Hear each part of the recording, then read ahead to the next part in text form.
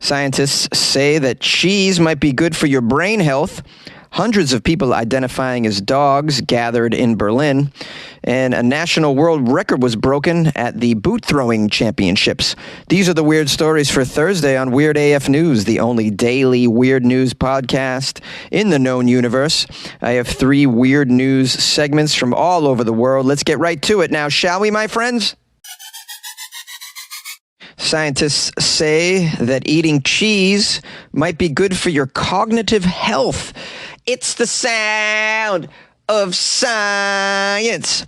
As if I didn't need another reason to eat copious amounts of cheese, which I love. Apparently, they're saying it might be linked to cognitive health.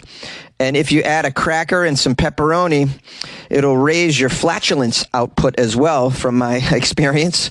Let's dig into the story and find out how much we need to eat in order to win Jeopardy. We have here a recent study published by the Multidisciplinary Digital Publishing Institute. They suggest there might be a correlation between regular cheese consumption and better cognitive health in the elderly population. Well, what about the rest of us, man? I want to get smart from some cheese. It says over the years, the nexus between dietary habits and their impact on physical well-being has been firmly established. However, the realm of cognitive health and its relation to food intake is an area that's still being actively explored. Dairy products, especially milk and cheese, have previously been under the microscope, with some studies hinting at their protective benefits for your brain. But they say the evidence has been inconsistent, so let's see what they found. A recent cheese brain study is rooted in the premise of some previous research which suggested a beneficial association between cheese intake and cognitive acumen. I don't know what acumen means. I think it means ability, cognitive ability. Yeah, we're just figuring this out as we go. Public school education, guys. Your host has a public school education.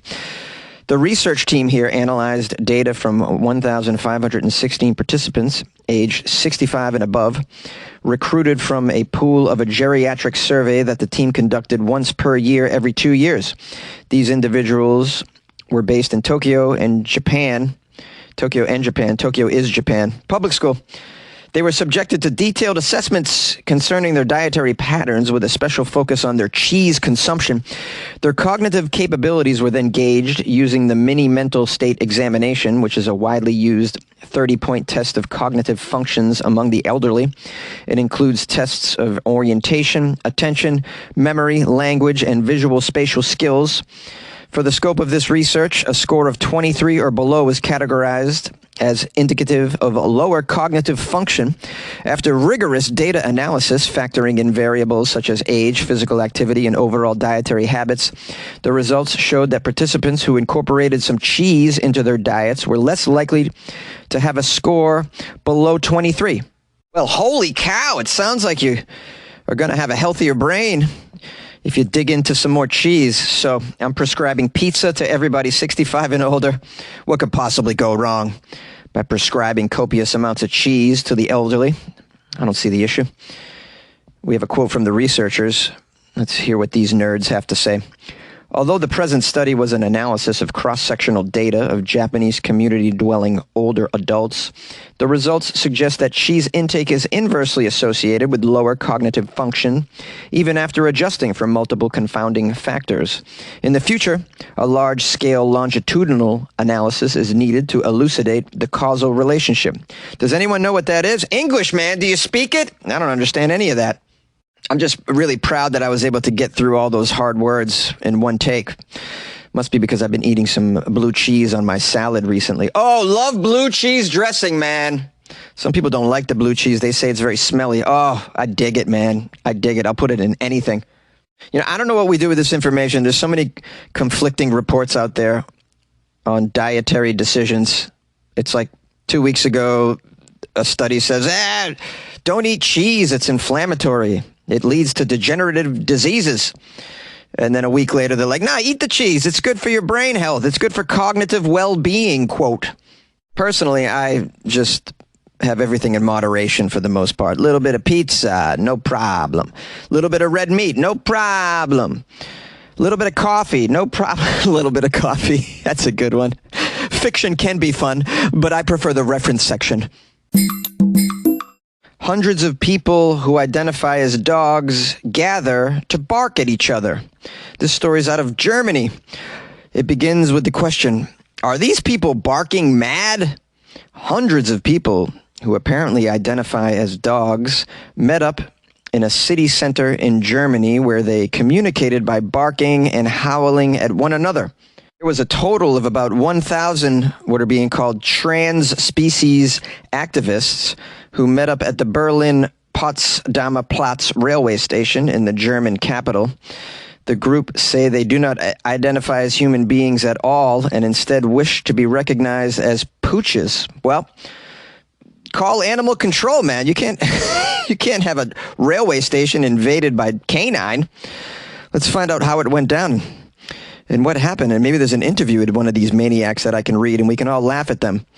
Who am I kidding? I don't need an interview from one of these individuals to laugh at them. Besides, all we're going to get is some barks and howls. It says here the so-called trans-species people claim they do not feel or identify as human beings, but instead as specific animals or mythological beings. Ooh, which mythological beings? Huh? Pan? Is that what's the half goat, half human one? Oh, thank you, Google. I looked it up. A half goat, half human is called either a satyr or a faun, or a centaur. Is that centaur is one of them? Oh, that's the horse legs. You have the legs of a horse and the upper torso of a man is a centaur. There's a bunch of mythical creatures out there. It doesn't indicate which ones these people are identifying with. I'm going to still call them people. That's just what I'm going to do. Cancel me if you want to. I'm recording a podcast in a closet. See if I give a damn. The article here goes on to explain why dog impersonators have taken the internet by storm in recent years. I say it's major psychosis, but apparently they're saying it's something else. They're emulating the most famous dog identifier. It's a Japanese man known only as Toko, who identifies as a collie. He went viral recently for his authentic dog costume, in which he spent 2 million yen on it. It's very lifelike. And he did all of this to fulfill his lifelong fantasy of becoming an animal. I covered the story on the podcast a couple of months ago, I believe. Anyone remember this? Raise your hand. Oh, I see some of you. Yeah, so our man Toko, the Japanese collie, was an internet sensation, amassing over 52,000 subscribers on YouTube when he shared videos of him being taken out for walks on all fours and, along with that, attempting to perform some tricks in exchange for fake dog food. This story also cites another example. A British man named Tom Peters in 2019 made headlines when he identified as a Dalmatian. I don't recall this Tom Peters fella. Experts are saying we all need to know this. There's a differentiation between therians, which are people who identify as a creature other than humans, and furries, who are individuals who enjoy cosplaying in animal suits.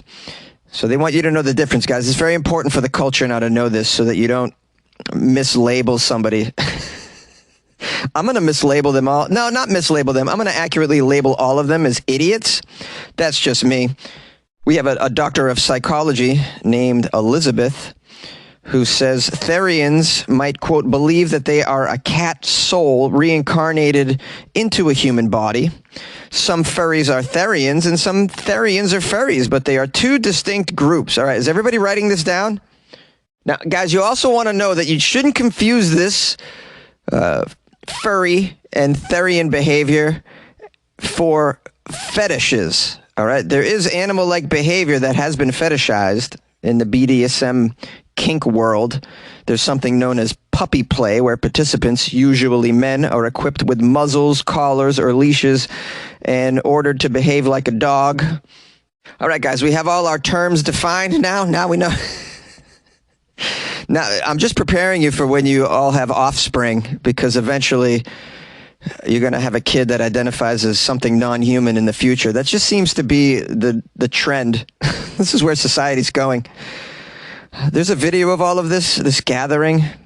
It's funny that security allowed this in a very busy railway station. But if I don't know, if I was breakdancing and I had a boombox next to me, they'd probably kick me out. In the video, strangely, everyone's wearing masks. All of the canines are wearing masks, which is weird to me because how are you supposed to smell anybody's butts if you got a mask on? Don't you want to smell each other's butts? I mean, that's what you're gathering for, right? To smell some butts? This could be a rabies outbreak waiting to happen as well. We need to test these little critters. Want to create your own podcast? Spotify's platform lets you easily make, record, and distribute a podcast everywhere, even earn money all in one place for free. It's called Spotify for Podcasters. Record, edit on your phone or your computer, send it to Spotify, and everywhere podcasts are heard. They even have video recording options. Spotify for Podcasters allows you to earn money with ads and subscriptions as well. Best of all, it's free. Try it. Download Spotify for Podcasters or go to spotify.com/podcasters to get started. And good luck with your podcast. Good luck with your life, man. Yay! A world record was just broken at the National Boot Throwing Championship.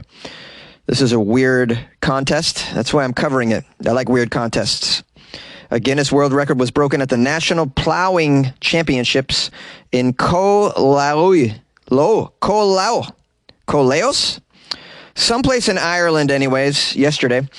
Almost 1,000 hardy festival goers braved those muddy fields to set a record for the most people individually throwing a single Wellington boot into the air at the same time. Oh, all right. So the record isn't how high you can throw the boot. The record is how many people will agree to get together, get wasted in a muddy field in Ireland and throw a boot into the air. In total, 995 people threw what are called wellies at the same time, which beat the previous record of 792, which was set in England 5 years ago. We have a quote from Elaine, who is the national president of MACRA, which is the young farmers organization that organized this boot throwing event, and she was shocked that the group managed to break the record. She says, "I can't put it into words how it feels. It feels absolutely amazing. After the work that has gone into this over the last few days, some people may say it's a daft idea, but look, now we are in the Guinness Book of World Records, aren't we? Yes, not daft now, we're in the World Record books." From young people to old, from grandparents to grandchildren, a wide variety of people took part in the event, despite the area being extremely muddy from the rains of the previous days.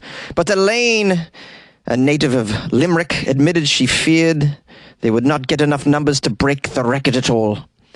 "It was great to see so many people here throwing a boot. I came out at one stage and saw we were only 300 people. I went out and I begged people to come down. I begged them to come and throw a boot in the mud. It was humiliating, really, to beg a stranger to just come into the mud and throw a boot. Well, I have a very odd set of skills. I can convince people to gather and throw a boot in the mud." Elaine is very, very excited. She says that another attempt to re-break the boot throwing record could be made in the future. She added that the wellies will be cleaned and donated to Ukrainian children in Ireland, which is very nice. Right, well, unfortunately, the article doesn't have any information on the history of this boot throwing event, so I did a little Google search. They also call this welly wanging. Welly wanging. In other words, wanging your welly, which sounds sexual, but it really means just throwing your Wellington boot. It says the sport appears to have originated in the West Country of England in the 1970s and rapidly became a popular activity at village festivals and fundraising events across Britain. It does say that Finland held the first official boot throwing competition in 1992. The sport is now more popular than ever, they say, and there is even the International Boot Throwing Association. All right, so this is more popular than I expected, perhaps even you expected. And if you're a weak individual and can't even hoist one of those heavy shot puts, but you still want to participate in some sort of throwing championship, it sounds like the welly wanging might be for you. So look that up and bring me along because I'll participate. Yeah, I'll throw my con. You guys know what a con is? Yay! Hello, everybody. Thanks for joining me for this episode of Weird AF News. I so appreciate it. And I want to read an email that I got from Angela, who just wanted to send me a random expression of gratitude. She said, "Hey, Jonesy, I love your podcast. I feel like you are genuine in your appreciation of your listeners. Your podcasts dispel my sense of being alone. This is very valuable to me. Sometimes your humor bombs, but I don't care because I appreciate your authenticity most of all. I am autistic, have PTSD and anxiety, and your podcasts are an important part of my self-care. I know this is a lot to lay on a person, but I realized that I had not expressed how much I appreciate you, Jonesy. Thank you, Angela." Isn't that sweet? What a sweet email. Man, getting emails like that really warm the cockles of my heart. I don't know what that word means, but they say it around Christmas time. I think it means it just makes my heart very warm. So I want to give a shout out to Angela Bishop for that lovely, lovely email. And I'm so grateful to be part of your day, part of your life, and part of your self-care. I never thought in a million years I would be part of anybody's self-care. Yeah. And if you told anybody that knew me growing up that this would be the case, they would tell you were crazy.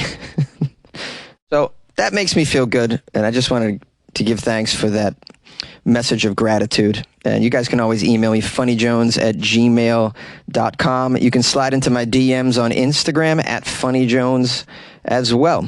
Today's Thursday, so tomorrow is Friday. And as most of you know, I'll only be doing weird news from the state of Florida. So if you come across any Florida stories, please don't hesitate to email me a link so that I can cover the weird Florida stories tomorrow. Well, I'm going to do the best episode that I can leading you into the weekend. If you would like to call the show, the number 646-450-2012. Please leave me a voicemail of gratitude or really anything. You can leave any sort of voicemail you'd like. Just try and don't go crazy with the swearing and vulgarities, please. And lastly, if you want to support the show, you can do so by buying Jonesy a coffee, right? You can buy me a coffee off my website, weirdafnews.com, or you can hire me on Cameo at cameo.com/comedian Jonesy, or you can join the Patreon. That's right. Patreon.com/weirdafnews is another way to do it. And you can also download the Patreon app on your phone, do a search for Weird AF News, and that's like buying Jonesy a coffee every month. Very, very helpful. I'm going to try to publish some phone calls after this if I can get my technology in order. So you might hear some calls. Just giving you a heads up on that. All right. I appreciate all of you, and we'll see you tomorrow for Florida Friday. Good luck with your life, man.